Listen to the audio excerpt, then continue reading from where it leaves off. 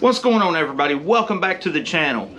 So it's been almost a week since the race between Casper and BottleRocket, UTG, and Unity Motorsports Garage. And today we're going to talk about a race recap of the things that led up to the race and how the race turned out, and why would I even race a 318 car to begin with. Stay tuned.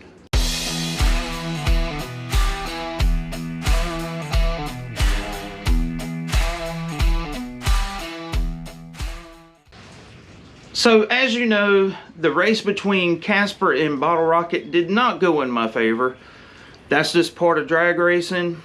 You know, other than the money aspect and the travel time to Tennessee and back, I had a really good time with my daughter, and a good time with Tony and Kathy and Dr. Art.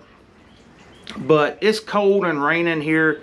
I'm actually cleaning up the garage since it's nasty outside, and I thought I would do a video doing a recap of the race itself. You know, Tony's video's gotten a lot of views, mine's gotten a lot of views, and a lot of really good comments, you know. Some of them were kind of out there, whatever, but you know, so I thought I would do this video breaking down why would I even race a 318 car to begin with, and a total race recap of the events. So let's rewind. Let's go back to when I took Casper to Shadyside Dragway to try to shake this thing down. If you go back and you watch, the first run that I made was really good. It went a 689 at 99 miles an hour.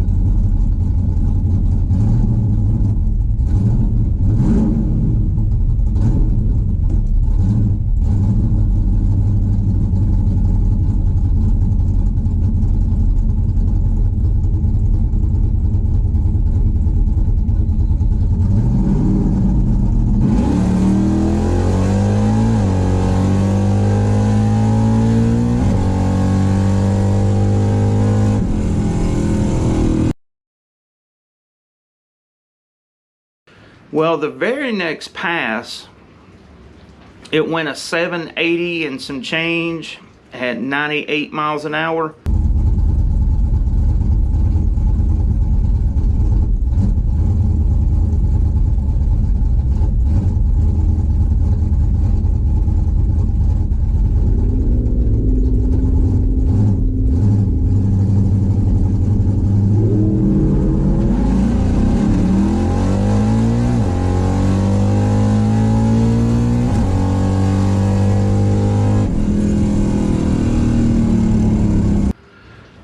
I thought, well, something is not right. Got the truck home, realized that it had a vacuum leak on the intake manifold, and I thought, that's it. Well, so I took the intake manifold off, fixed the vacuum leak, decided to pull the distributor, and realized the distributor gear was wearing itself out.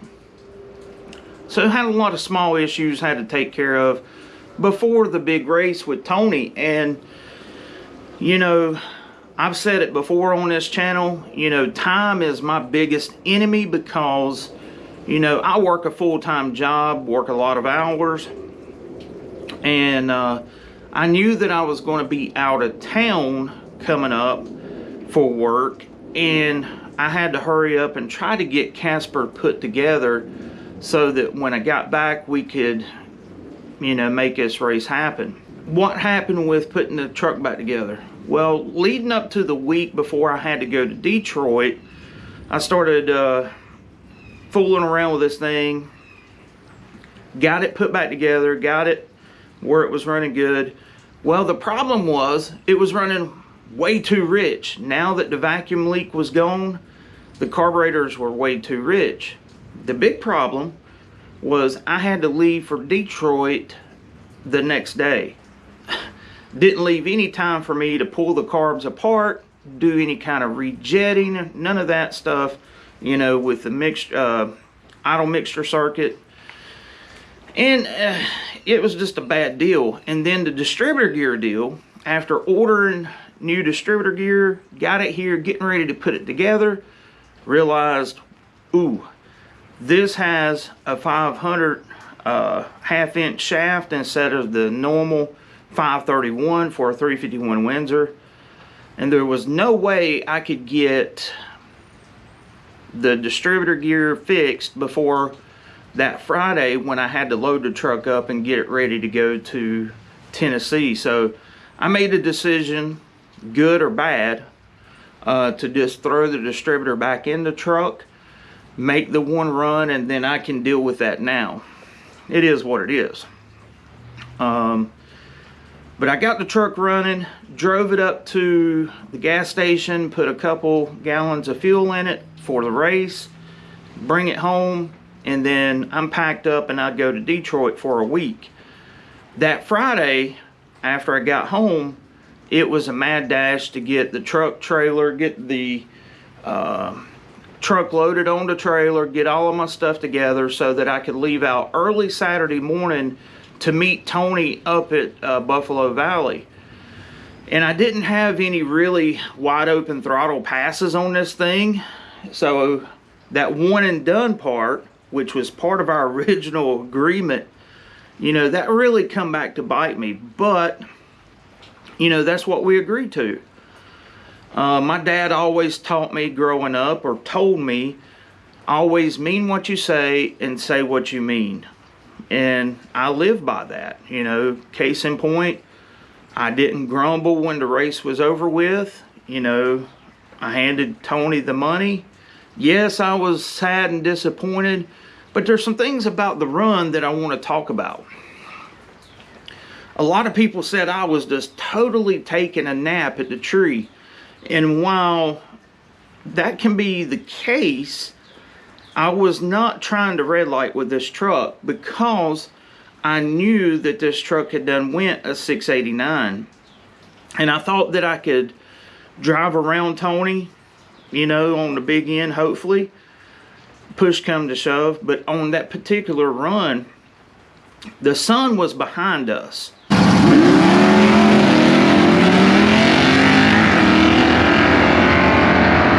And it was glaring off of the scoreboards down at the other end of the track.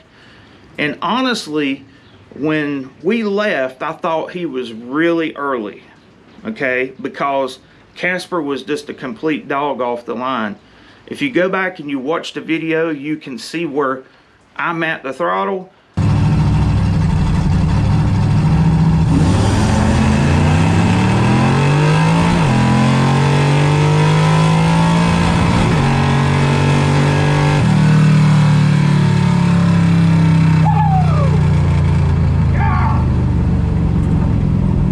But no one's really at home. It took it, you know, 2 seconds to get up to speed. But once I'm down the track, I'm looking at Tony. Well, then at the end of the run, you notice that I raise my hand and I holler because I thought I'd won, because I seen glare coming off of my wind light on the top end of the track. And then I look over into Tony's lane and I see that it was actually his wind light that come on. And then that's when the realization sunk in that I had just blew this race.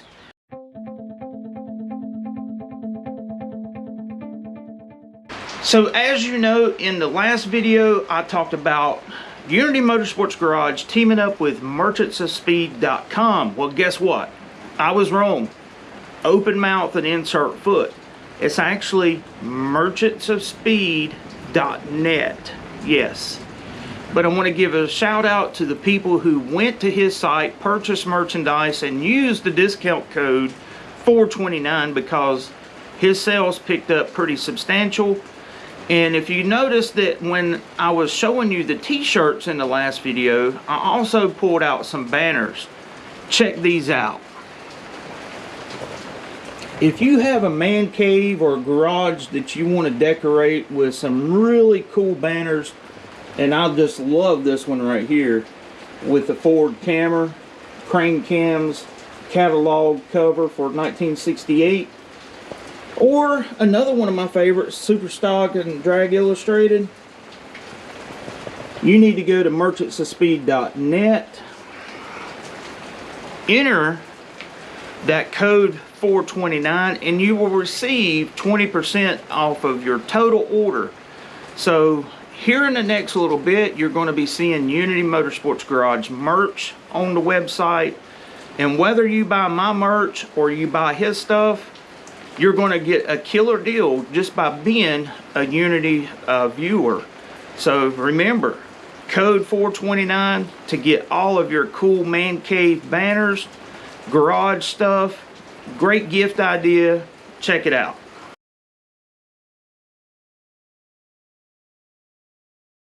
He had to be dead on the tree, and he was for the most part. I think he had an 06 light to my like 150, something like that. So it was pretty bad. But my ET was a 766 at 97 miles an hour.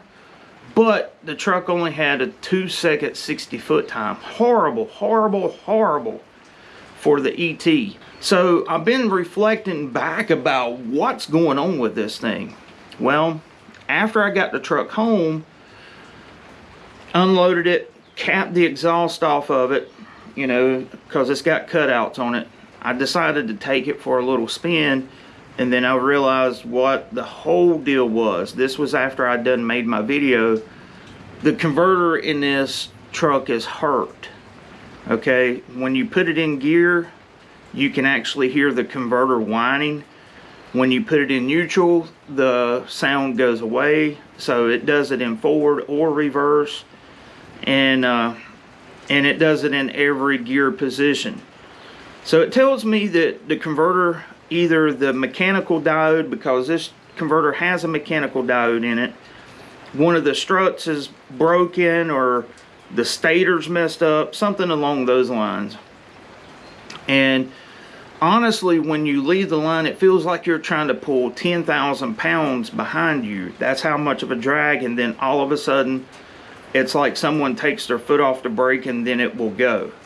It's really weird and hard to explain. But now that I go back and I watched the second pass when we were at Shadyside, things make a lot more sense. You can see what I was talking about, how the RPM off the launch hangs around 2,000 RPM for a split second and then is allowed to rev up. That's not good for ET or mile an hour, but irregardless, it is what it is. You know, my hat's off to Tony for showing up to race, and that's exactly what he did.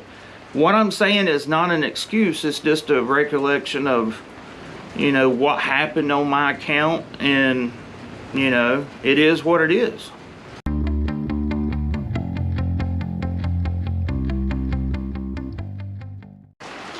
Now that gets into the debate, why would I even race a 318 car to begin with? It seems kind of like an unfair advantage for me on the surface. You know, having 429-inch small block with the Hammerhead Performance Engines Boss 429 style heads, making 708 horsepower on 93 octane pump gas. The thing about it is, it comes down to the importance of power to weight ratio. Okay? You have to remember that BottleRocket is a sub 3,000 pound car, so it doesn't take as much power to go the same speed or ET as a 4,200 pound truck with aerodynamics of a brick. Just pointing that out, okay? You know, Wallace Racing is a great calculator. I know Tony's talked about it. I've used it for years and years and years. You know, and let's take a look at Tony's car. Let's assume, you know what they say about people who assume, but anyways, if Tony is making 350 horsepower on motor with a 318, and I have no way of knowing what it makes, but he has the great equalizer called nitrous. So it really doesn't matter if it's 300 horsepower, 350 horsepower, 400 horsepower. The difference can be made up in nitrous.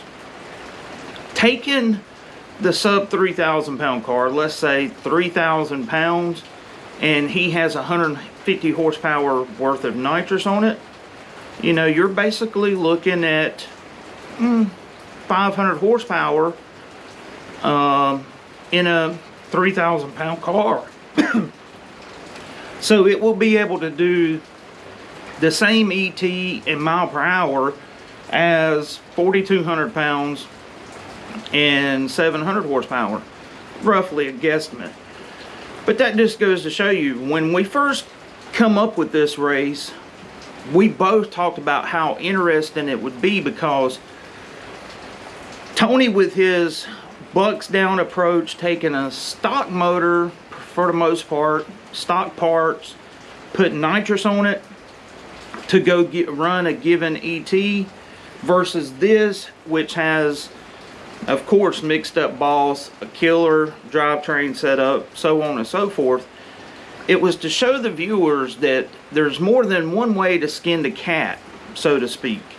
You know, if you want to go fast, ultimately, and you want to do it cheap, you need to be as light as you can as possible to make that happen, because it doesn't take nearly the amount of power to do so.